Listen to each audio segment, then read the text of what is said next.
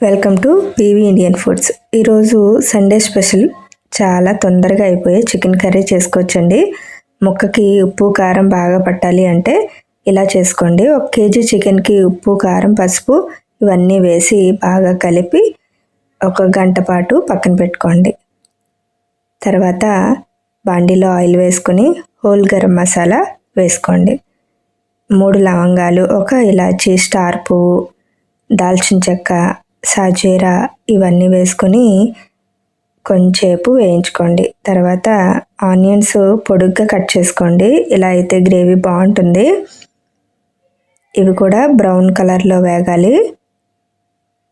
తర్వాత 3 స్పూన్ల వరకు అల్లం వెల్లిపాయ పేస్ట్, ఫ్రెష్గా రుబ్బిందైతే చాలా బాగుంటుంది.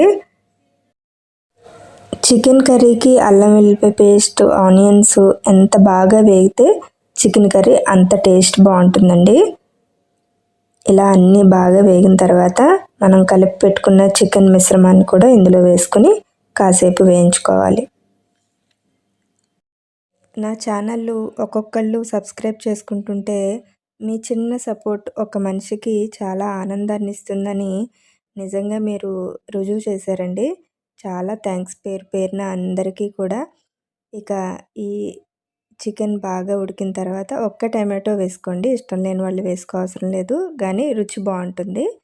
అది కూడా బాగా ఉడికిన తర్వాత కారం మనం చూసుకుని వేసుకోవాలి. మనం చికెన్ కలిపేటప్పుడు వేసుకున్నాం కాబట్టి ఇంకొంచెం కావాలనుకుంటే 1 స్పూను 2 స్పూన్ల వరకు వేసుకోవచ్చు.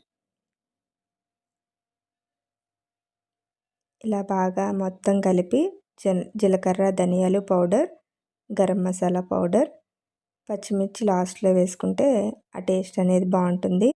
ఇలా ఉడికిన తర్వాత ఒక 5 నిమిషాలు సరిపోతుందండి. మూత పెట్టుకుని ఉడికించుకుంటే తొందరగానే ఉడికిపోతుంది. మనం చికెన్ నానబెట్టుకుని వండుకున్నాం కాబట్టి చాలా తొందరగా అయిపోతుంది. సండే అంటే చాలా హడావిడిగా ఉంటుంది కాబట్టి ఈ చికెన్ మీరు తప్పకుండా ట్రై చేయండి.